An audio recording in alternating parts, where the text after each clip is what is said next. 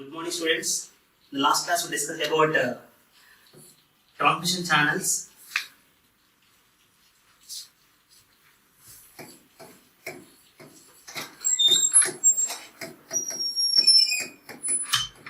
In transmission channel, we see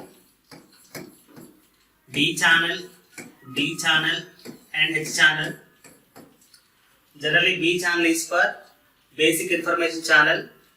So generally we transmit speech using B channel, and we see D is for signaling. The size of D is either 16 kbps or 64 kbps, and size of B is 64 kbps, and we use H channel for high speed applications, and it contains again three types: H0, H11 and H12. So based on the application we use appropriate H channels.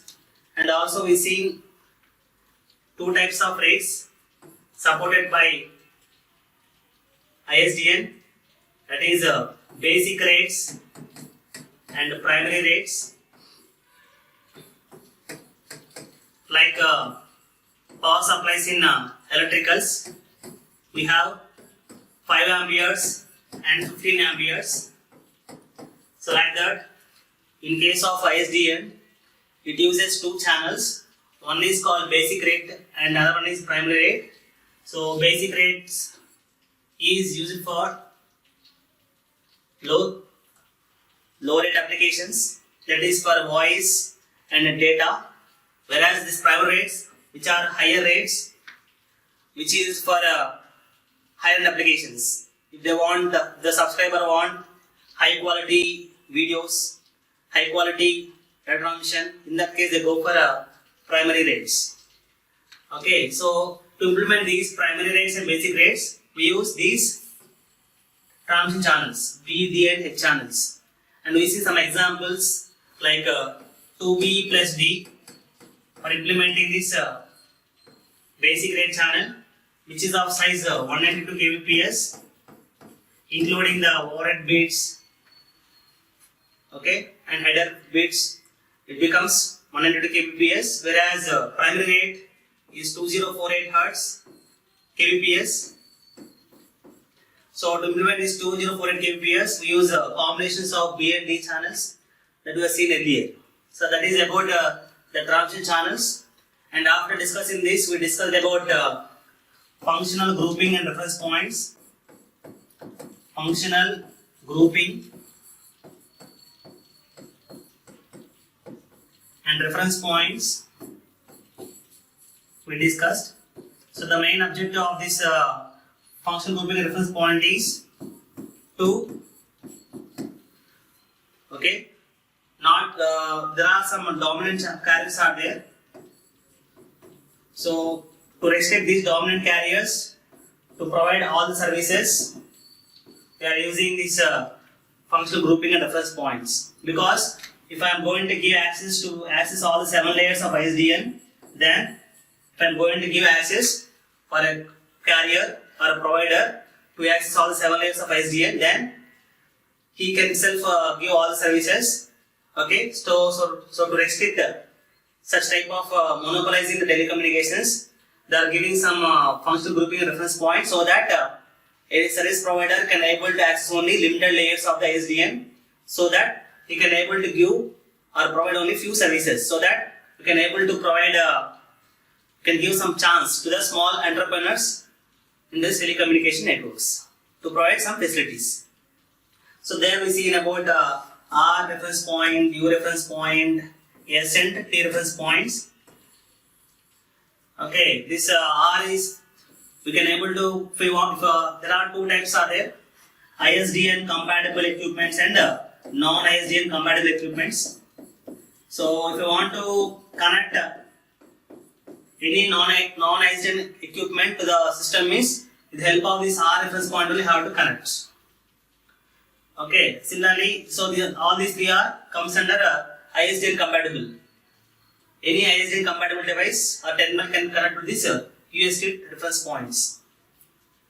And by using some network NE1s and NE2, NT1 and NT2, network termination 1 and network termination 2, we can able to restrict some operation of some layers. We have seen all these things in the previous class. Okay. Now in this class, we will discuss about signaling.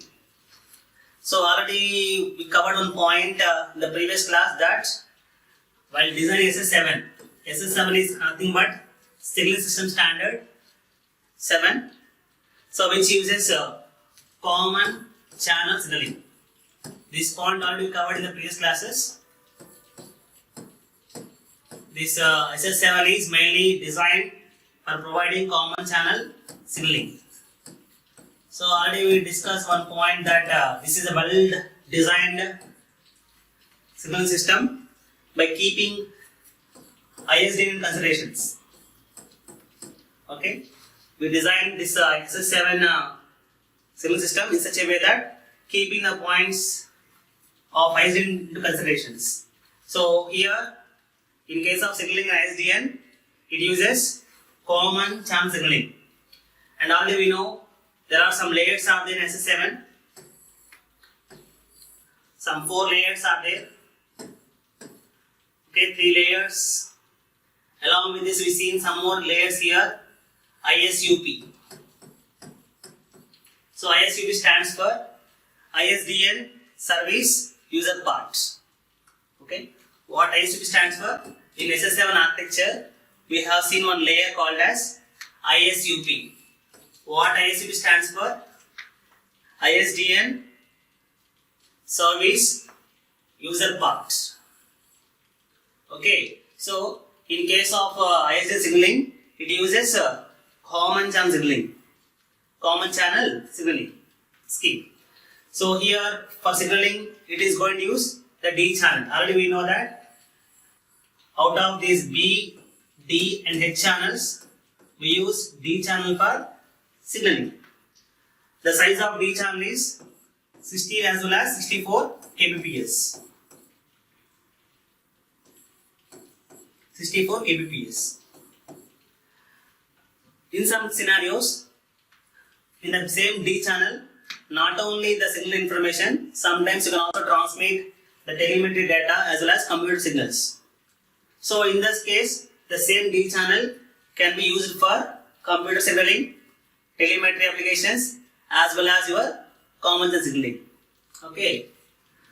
So here, this with the help of this D channel is going to carry the signal information of this B and H channels. So which carries information. So this is B channel for low bitrate applications and H channel for high bitrate applications. And one more point here is this ISDN adopts SS7 for its inter-office as well as other network related signalings that already we seen. So ISDN is employing SS7 for its signaling purpose. So what ISUP stands for? ISDN user parts.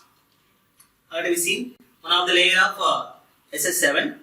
So it utilizes this ISUP for performing this signaling of inter-office as well as other network related signalings. So this ISDN signaling is falling under 2 categories. One is user level signaling, another one is network level signaling. Okay, this signaling falls under mainly 2 categories.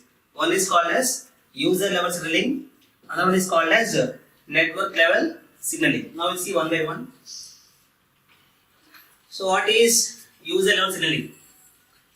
So user level signaling permits the user to perform mainly 3 cases. One is establishing, control and terminate circuit switched connections. So already we discussed this point. This particular ISDN uses both 2 types, circuit switching and packet switching. So we use circuit switching for voice related operation. That is for low bitrate application we use circuit switching. Mainly for voice and all we use circuit switching. For data and all we have to use packet switching. Okay, so there are different types of signaling for circuit switching as well as for packet switching. So in case of user level signaling, the user level signaling in ISDN permits the user to establish, control and terminate the circuit switched connections in B channel. Why B channel? Already we said that in B channel we are transmitting voice, right? And another one is to carry out user signalings. And last one is to establish, control and terminate packet switched connections in BRD channels. This is H channel, B or H channel. Why I am saying it as B? So in B also we can able to transmit both data and voice. So packet switching is also possible in case of B channel and H channel.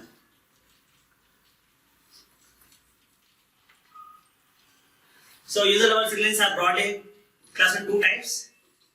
One is message based and another one is stimulus signaling. To perform these signalings, in case of user level signaling, there are two types are there. One is called as message based signaling, another is called as stimulus signaling. So when have to use which one? So if the end equipment is having some intelligence,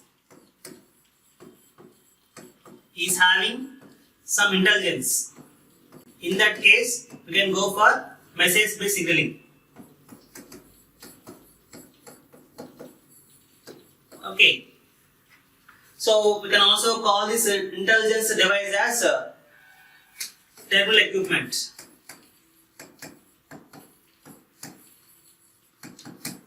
Okay. So we can use this message based signaling if the end equipment is having some intelligence, or we can call this end equipment as a terminal equipment. If you can use this stimulus signaling if it is dumb, that means if it is not having any intelligence, in that case we will go for a stimulus signaling. Now we will see in detail about message based signaling. So message based signaling is employed when the user end equipment is having some intelligence. So this type of terminals are called as functional terminals.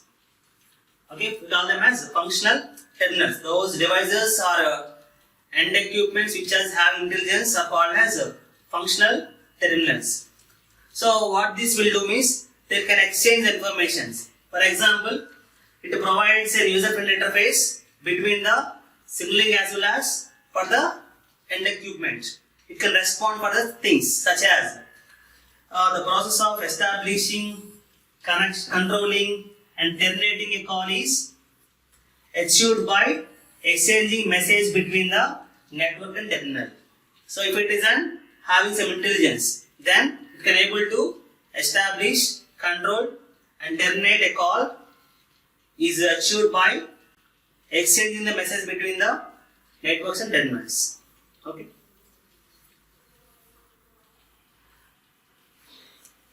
So here you have to follow some message format.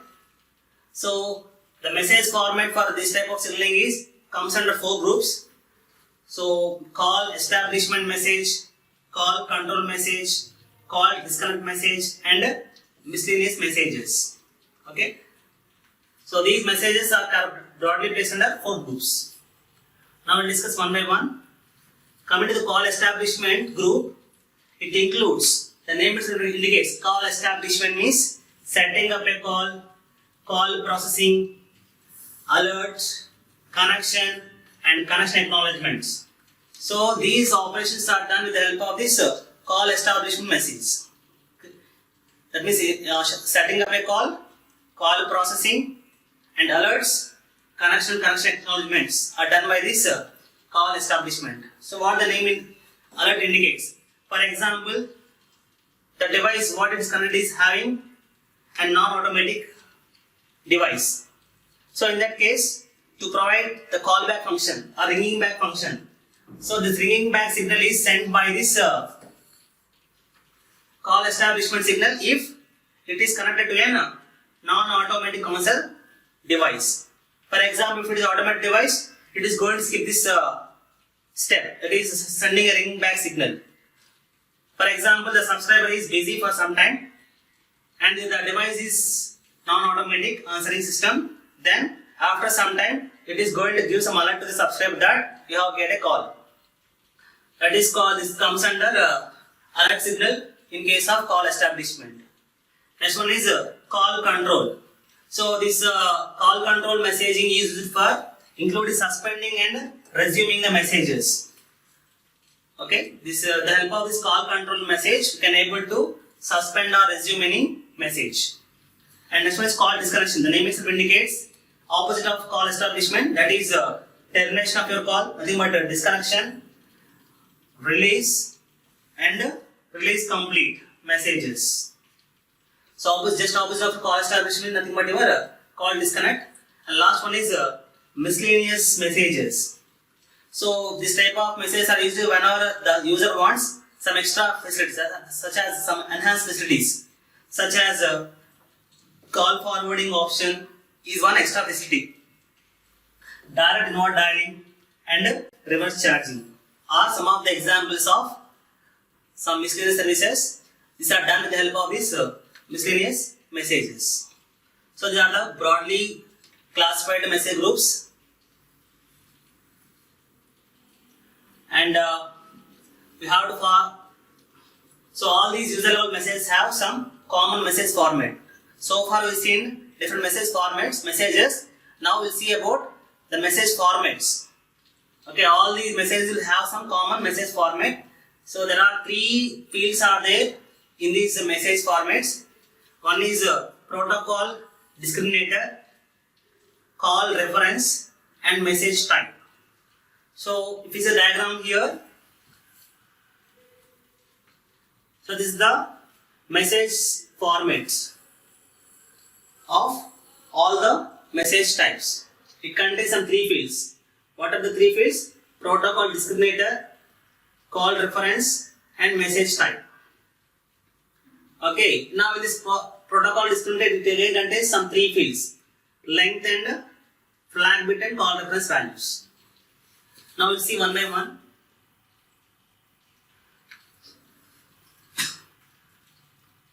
So, what is the use of this protocol discriminator means?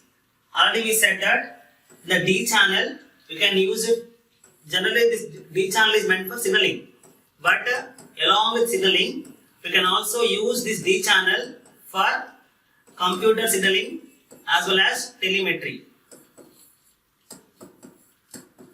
So, in such cases, to differentiate the type of signaling, we go for this protocol discriminator. So, it is necessary to differentiate the packets and the associated protocols. So, for that reason, we are going to use this protocol discriminator. So, at present there are two types are there. One is called ISDN signaling message for protocol and X2.5 level 3 packet protocol. So, now we'll study only about ISDN signaling message protocol only in this subject. So, in this protocol discriminator, there are three fields are there. What are three fields it contains? One is the length subfield, flag and reference values. So, this call reference value field gives information about the references which they are using, B channel, D channel, H channel for information transfer activity. Okay. So, based upon this call reference field, we are going to identify which channel it is used for transmitting the information, B channel, H or D channels. And next one is the length. So the length may vary. It is not constant. It depends upon service we are expecting. Based upon service, the length may vary. It is not fixed. So depending on the services and the channel used, the length of this call reference value may vary. So at present we have two lengths only. That is, one is called as basic rate and another one is primary rate. If I am going to use a basic rate means it uses 1 octet. 1 octet is used. If I am using it, going to use primary length means it is going to use 2 octets. Okay. So at present, two lengths for identifying information transfer in basic rate and primary rates have been fixed to 1 and 2 octets. Okay. So one more thing is there, one flag bit. This flag bit is used to identify which end is call initiated. Okay. So the one flag bit is used to indicate which end of the connection initiated the call, either from this side or this side. This is identified with the help of this flag bit. Last one is message type field identification, in which it follows about different, already we seen, right? Call establishment, okay, call control. So all this comes under this message type fields. Next one is this is the format we have seen already. So this message type may be any one of this discussed above. 4 types are there, right? That may come any one of the type. Last is what? Stimulus signaling. So we use this type of stimulus signaling when the user end equipment is not having intelligence. Nothing about it is dumb. The device is a dumb device. In that case, we have to go for stimulus signaling. So generally this type of signaling is used for indicate events like a handset hook off conditions or depression of a specific pulse push buttons. So which are all the manual action users. Hook off is a manual user. Pressing push button is a manual user. So such type of events are monitored by this stimulus signalings. Okay, so this is about user level signalings. User level signalings. So mainly broadly classified 2 types. Alright. Message type and stimulus type. Now the next topic is network level signaling. So already in the introduction we see these points, all points. So we use this type of signaling for inter-office purpose. Inter-office signaling, or for providing new services, enhanced services. We use this network level signaling, which uses ISUP of SS7 to perform all these actions. Again, which uses a D channel for performing the signalings. So network level signaling in ISDN concerned with inter-office signaling and signaling features accessible by the user to obtain enhanced features from the network. Okay, to provide these 2 services, we will go for network level signalings. So some of them are circuit suspension and call supervision messages are related to the network related signalings. And the point what we covered here. So with the help of SS7 ISUP layer, it is going to perform signaling for performing this network level signalings.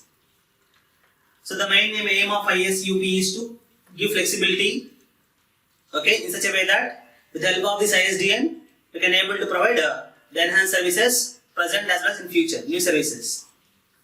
So this ISUP relies on MTP or NTP. Already seen that in SS7 we've seen 4 layers, right? First 3 layers are called as MTP, Message Transfer Protocol 1, 2, 3, and including this SUP, it is called as NTP.